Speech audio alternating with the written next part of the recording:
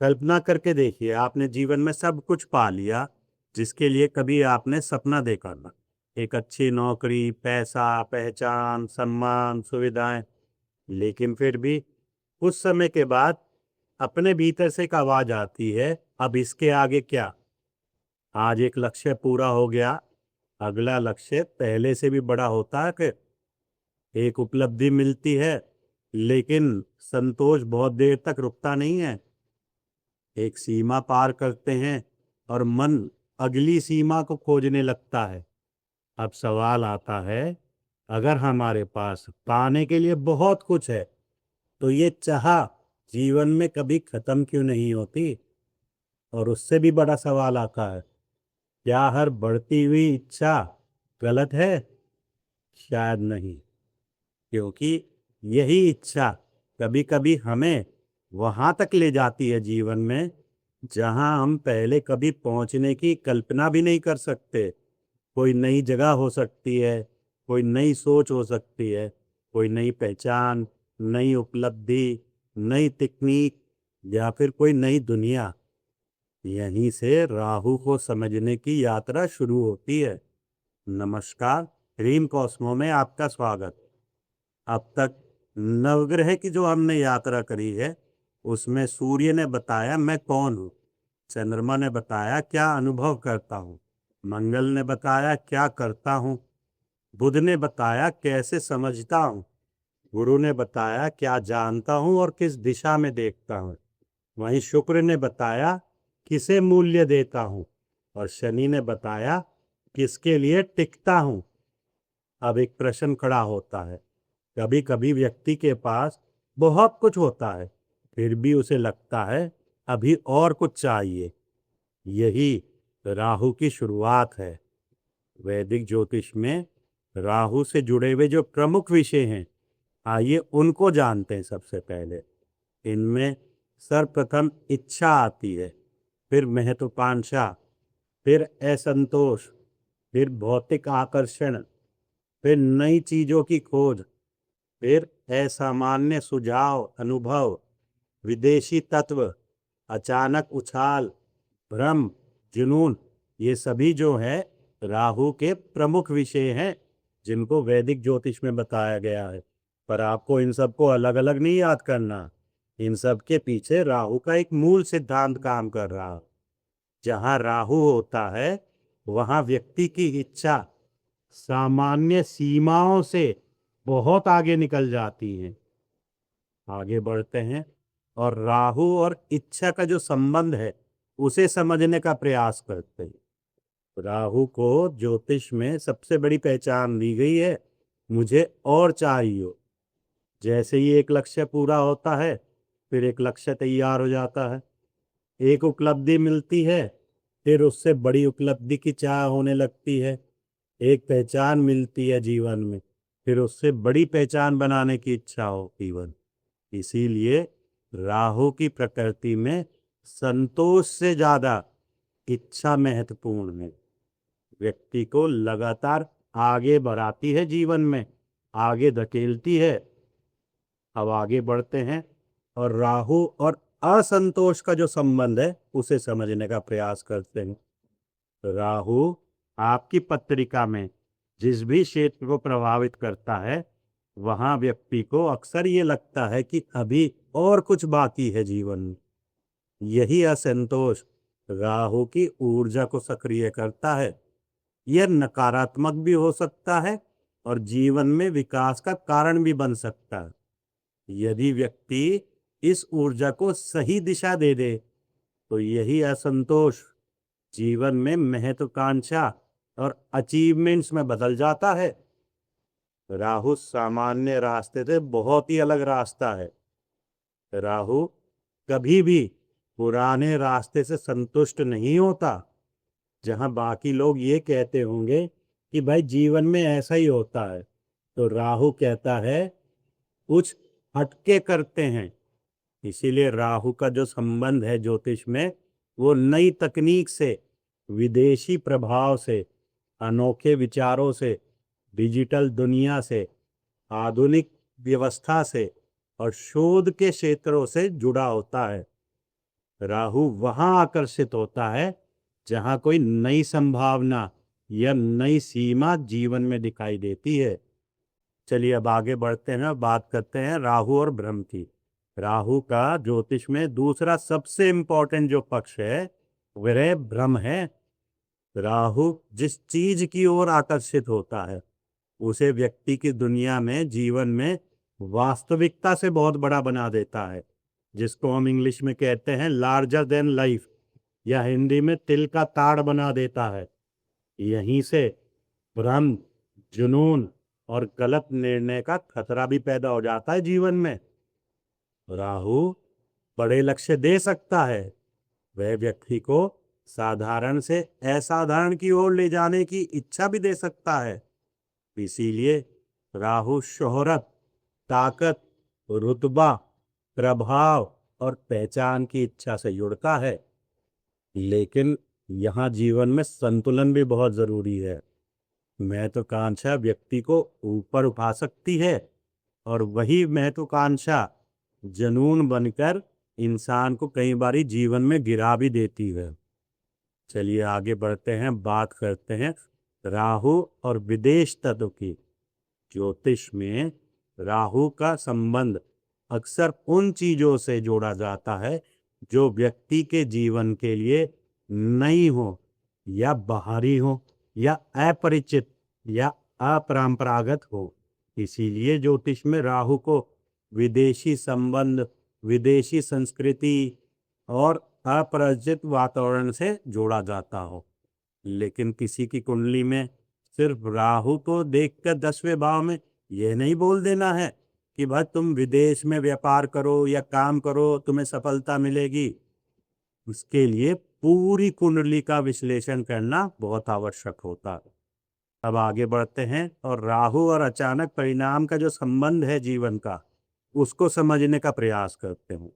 ज्योतिष में राहु की प्रकृति कई बारी परिणामों को असामान्य तरीके से सामने लाती है जीवन में। उदाहरण के लिए अचानक लोकप्रियता मिल सकती है, अचानक जीवन में मौका दे सकती है, अचानक उन्नति मिल सकती है।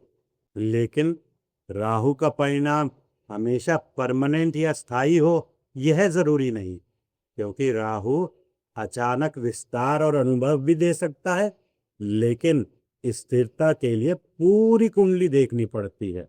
चलिए आगे बढ़ते हैं और राहु को एक सूत्र में समझने की कोशिश करते हैं। राहु पूछता है जीवन में तुम और कितना आगे जाना चाहते हो। इसीलिए राहु का जो मूल सिद्धांत है, इच्छा, अनुभव, महत्वाकांक्षा और सीमा से आगे जाने की प्रवृत्ति, इनको ध्यान में रखना बहुत जरूरी है।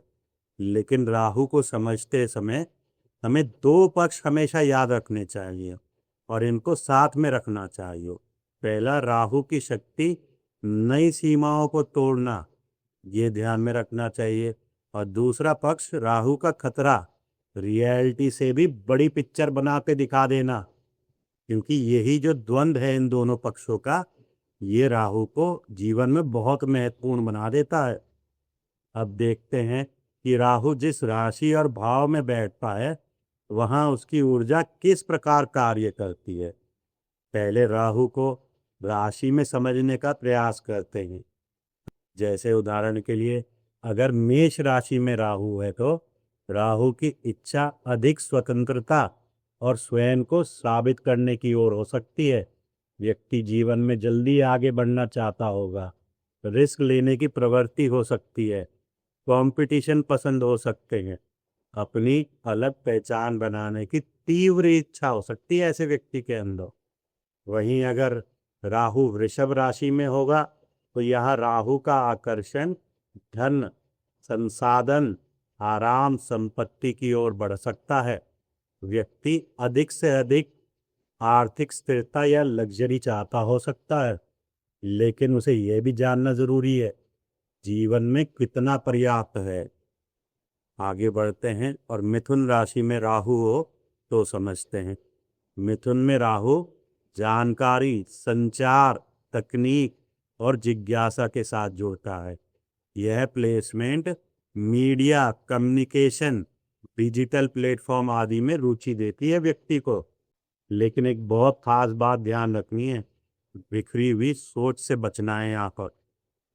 आगे बढ़ते हैं। अगर राहु कर्क राशि में हो तो यहाँ राहु का संबंध भावनात्मक सुरक्षा, परिवार और घर से होता है। व्यक्ति भीतर से किसी इमोशनल सुरक्षा की तलाश कर सकता है, स्टेबिलिटी की, लेकिन भावना को लेकर भ्रम या अत्यधिक अटैचमेंट भी हो सकता है उसके अंदर। वहीं अगर सिंह राशि में राहु होगा तो यह राहु की इच्छा पहचान, अधिकार और ध्यान की ओर ले जाती है। व्यक्ति चाहता है उसे देखा जाए, सेंटर ऑफ अट्रैक्शन हो, उसकी क्षमता को स्वीकार किया जाए समाज के अंदर, और यही महत्वाकांक्षा कई बारी उसके पतन का भी कारण बन जाती है। अगर कन्या राशि में राहु होगा तो कन्या में राहु विश्लेषण, कौशल, दक्षता, समस्या समाधान की ओर जाता है। व्यक्ति किसी विषय को लेकर बहुत गहराई तक जाने की कोशिश करता, लेकिन कई बारी हर चीज में कमी खोजने की आदत उसे मेंटल स्ट्रेस बढ़ा देती है। वहीं अगर तुला में राहु होगा तो यह राहु रिश्ते, साझेदारी, कूटनीति, सामाजिक छवि और प्रभाव की ओर आकर्षित होता है। व्यक्ति सामाजिक छवि और साझेदारी को महत्व देता है, लेकिन कई बारी दूसरों की अनुमति पर बहुत ज्यादा निर्भर होता है, जिसकी वजह से जीवन में कठिनाइयां आ जाती हैं। आगे बढ़ते हैं और वृश्चिक राशि में राहु की बात करते हैं। यहाँ राहु की इच्छा गहराई, रहस्य, शक्ति, गुप्त ज्ञान और नियंत्रण की ओर जाती है। ऐसा व्यक्ति रिसर्च, मनोविज्ञान, गूढ़ विद्या में तीव्र जिज्ञासा रखता होगा। वहीं अगर धनु में राहु है तो ऐसा राहु ज्ञान, दर्शन, उच्च शिक्षा की ओर आकर्षित होता है। व्यक्ति अपनी जो स्थापित मान्यताएं हैं उनसे आगे बढ़कर नए विचार पे शोध करता है। वहीं अगर मकर में राहु होगा तो राहु की महत्वाकांक्षा करियर, रुतबा और उपलब्धि की ओर जा सकती है। व्यक्ति अपने पेशे को लेकर और पेशेवर स्थिति को प्राप्त करने की उसमें अपना सारा जीवन लगा देता है, लेकिन सक्सेस की दौड़ उसके जीवन में कभी ना खत्म होने वाली दौड़ बन जाती है। अगर कुंभ में राहु होता है तो कुंभ का राहु टेक्नोलॉजी, नेटवर्क, समाज से जोड़ता है। यह नई सोच, बड़े सिस्टम, नए सिस्टम बनाने की इच्छा देता है। डिजिटल दुनिया में और बड़े पैमाने पर प्रभाव यहाँ विशेष रूप से महत्वपूर्ण हो जाता है इंसान के जीवन में। वहीं अगर मीन में राहु की बात करें तो ऐसा राहु कल्पना, फैंटेसी, आध्यात्मिकता की ओर आकर्षित होता है। व्यक्ति सामान्य सीमाओं से परे अनुभव करता है जीवन में, लेकिन ये भी समझना चाहिए कि असलियत और कल्पना के बीच एक बहुत बड़ी खाई है जीवन में। अब हम आगे बढ़ते हैं और 12 भावों में राहु की बात करते हैं। अगर आपका राहु कुंडली की प्रथम भाव में है तो ऐसा राहु पहचान बनाने की तीव्र इच्छा दर्शाता है। व्यक्ति अपनी अलग पहचान बनाने की तीव्र इच्छा लेकर जीवन में भटकता है, लेकिन मैं वास्तव में कौन हूँ, लोग मुझे क्या समझते हैं, उसके बीच में बहुत बड़ा अंतर है। अगर द्वितीय भाव में राहु है तो ऐसा राहु धन, परिवार, वाणी के प्रति तीव्र आकर्षित होता है। धन कमाने की महत्वाकांक्षा बहुत बड़ी हो जाती है। वाणी भी प्रभावशाली हो सकती है ऐसे व्यक्ति के, लेकिन कभी कभी कठोर भी हो जाती है। वहीं तीसरे भाव का राहु संचार, मीडिया, कौशल, नेटवर्किंग को बहुत सक्रिय कर देता है जीवन में। व्यक्ति डिजिटल कम्युनिकेशन और अनोखे कौशल में विशेष रुचि रखता हो सकता है। बात करें चौथे भाव के राहु की तो राहु घर, संपत्ति, आराम को महत्व देता होगा। हो सकता है व्यक्ति बहुत कुछ हासिल करने के बाद भी भीतर से पूरी तरह सेटल्ड महसूस ना करे। वहीं पंचम भाव के राहु की बात करें तो ऐसा राहु रचनात्मकता, बुद्धि, रोमांस और पहचान की तीव्र इच्छा बताता है। व्यक्ति असामान्य विचार और रचनात्मक क्षेत्र की ओर बहुत ज्यादा आकर्षित होता है। अनुमान से अत्यधिक रिस्क लेने से बचना चाहिए ऐसे व्यक्ति को। अगर बात करें छठे भाव के राहु की, तो ऐसा राहु प्रतियोगिता, सेवा, समस्या समाधान से जोड़ता है। व्यक्ति कठिन परिस्थितियों से लड़ने और प्रतियोगिताओं में दूसरों को पीछे पिछाड़ने की बहुत तीव्र इच्छा रखता हो सकता है। वहीं बात करें सप्तम भाव में राहु की, तो ऐसा राहु रिश्ते, साझेदारी और सामाजिक सार्वजनिक संपर्क जो होते हैं उनके प्रति तीव्र आकर्षित होता है। ऐसा व्यक्ति अलग पृष्ठभूमि के जो लोग होते हैं उनकी ओर ज्यादा आकर्षित होता है। बात करें अष्टम भाव में राहु की, तो रहस्य, शोध, छिपी हुई जानकारी की ओर आकर्षण देता है ऐसा राहु। व्यक्ति गुप्त विद्या और रहस्यमय विषयों के प्रति बहुत ज्यादा उत्सुक हो सकता है।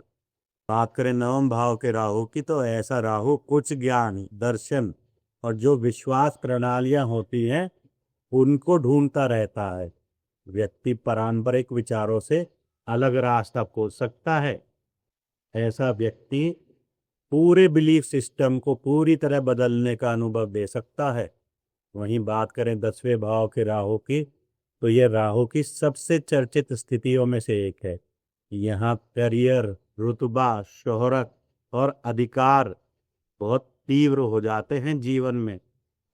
वहीं एकादश भाव में राहु आय, नेटवर्क और बड़ी महत्वाकांक्षाओं में वृद्धि की इच्छा दर्शाता है। बड़े नेटवर्क और बड़ी संख्या में दर्शक से लाभ के अवसर बनते हैं ऐसे लोगों को।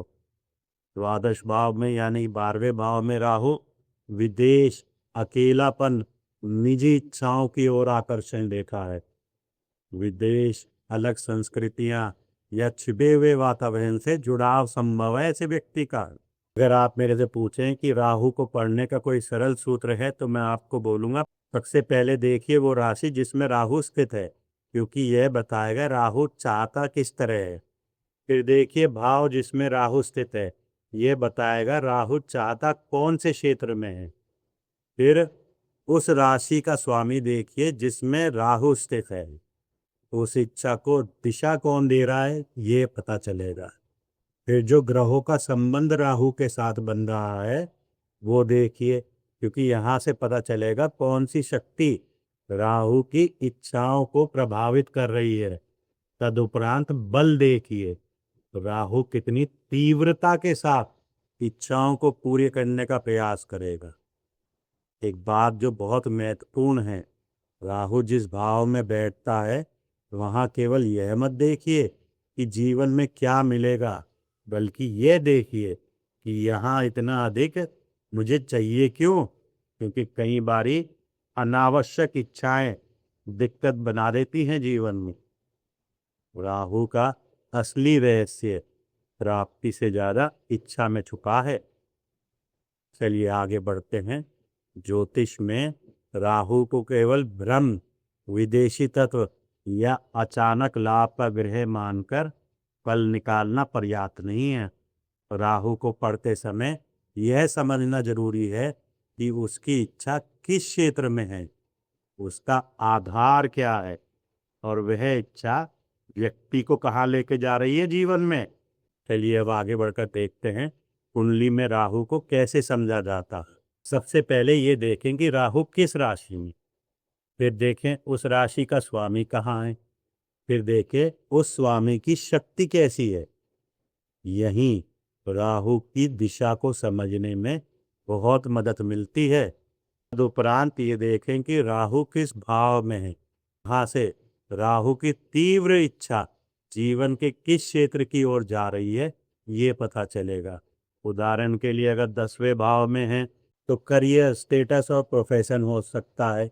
वहीं अगर 11वां भाव है तो इनकम, नेटवर्क, बड़ी इच्छाएं हो सकता है।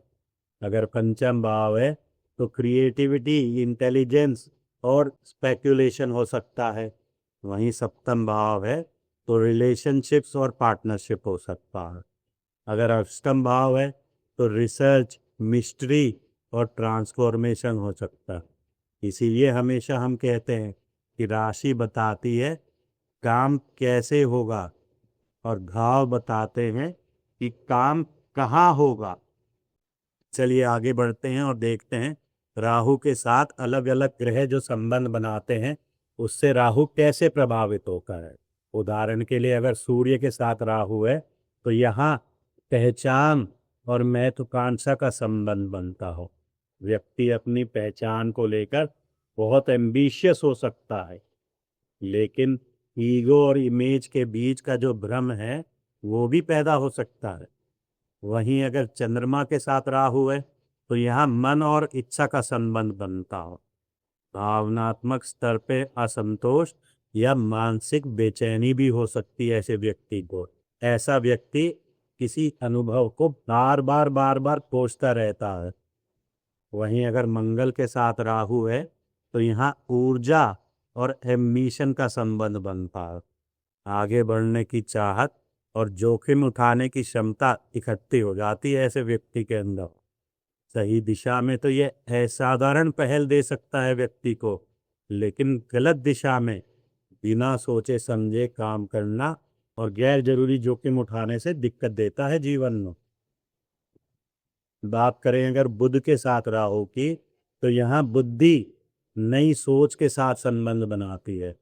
ऐसा व्यक्ति एनालिटिकल प्रवृत्ति का होता है, यानी कि हर चीज का विश्लेषण करने वाला। उसके पास अनोखे आइडियाज भी हो सकते हैं जीवन में बहुत। चलिए आगे बढ़ते हैं, बात करते हैं गुरु और राहु के विशेष संबंध की। ज्योतिष में अधिकांश लोग इसको गुरु चंडाल योग कहते हैं, परंतु हम इसको इस तरह से नहीं देखेंगे। हम देखेंगे गुरु को ज्ञान और सिद्धांत के रूप में, वहीं राहु को देखेंगे सीमाओं को लांघने वाले के रूप में।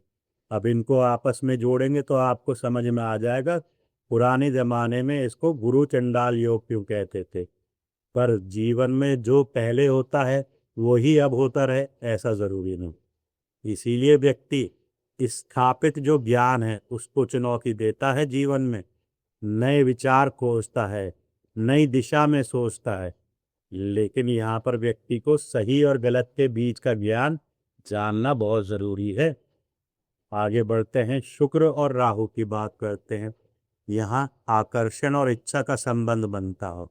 यह रिश्ते, सुंदरता, मनोरंजन और भौतिक सुख के प्रति तीव्र आकर्षण देता है, लेकिन इच्छा आसानी से ओवर डिजायर में भी बदल सकती है ऐसे व्यक्ति की। आगे बढ़ते हैं और शनि और राहु की बात करते हैं। यहाँ संरचना और एम्बिशन का संबंध बनता है। व्यक्ति कैरियर और लंबे समय की जो उपलब्धियां हैं उनकी ओर बहुत तीव्रता से जीवन में आगे बढ़ता है, लेकिन कई बार प्रेशर और ऑब्सेशन के बीच संतुलन आवश्यक होता है। इस व्यक्ति के लिए खास तौर पे ये बात ध्यान में रखनी जरूरी है।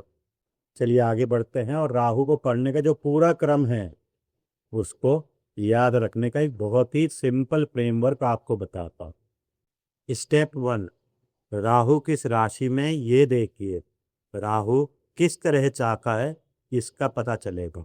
स्टेप 2, राहु किस भाव में है ये देखिए। राहु कहाँ चाहता है, कौन से क्षेत्र में चाहता है ये पता चलेगा। फिर स्टेप 3, राहु जिस राशि में है उसका स्वामी कौन है यह देखिए। इससे पता चलेगा इच्छा को दिशा कौन दे रहा हो। फिर स्टेप 4, राहु के साथ जो अलग अलग ग्रहों का संबंध है उन्हें देखिए, क्योंकि यहाँ से पता चलेगा कौन से ग्रह की शक्ति राहु को प्रभावित कर रही है। फिर स्टेप 5 में भाव का संबंध देखिए, यानी कि कौन कौन से जीवन के क्षेत्र आपस में जुड़े हैं यहाँ पर। फिर स्टेप 6 बल देखिए, यानी कि स्ट्रेंथ। राहु कितनी तीव्रता से इच्छा को पूर्ण करने का प्रयास करेगा यहाँ से पता चलेगा। स्टेप 7 दशा देखिए, कब इच्छा और उसके परिणाम सक्रिय होंगे यहाँ से पता चलेगा। स्टेप 8 गोचर देखिए, वर्तमान समय में कौन सा क्षेत्र राहु ने एक्टिव किया आपके जीवन में ये यहाँ से पता चलेगा। अब अगर आप मेरे से पूछें कि राहु को एक छोटे से सूत्र में समझाइए तो मैं आपको कहूँगा राहु वह जगह है आपके जीवन की जहाँ व्यक्ति को लगता है अभी और कुछ चाहिए। इसीलिए राहु को केवल भ्रम कह देना मिथ्या है। उसमें महत्वाकांक्षा भी है, जिज्ञासा भी है, इनोवेशन भी है, जोखिम भी है और जुनून भी है। यही तो चीजें इंसान को जीवन में आगे बढ़ाती हैं। अब हम नवग्रह यात्रा के अंतिम पड़ाव पर आते हैं। जब जीवन में अनुभव बहुत ज्यादा हो जाए तब एक प्रश्न खड़ा होता है, अब छोड़ना क्या क्या है। यहीं से केतु की यात्रा प्रारंभ हो शुरू हुई, जिसको हम अगली कक्षा में करेंगे। प्रेम को जानिए, क्योंकि ज्योतिष यहीं से प्रारंभ हुए। नमस्कार।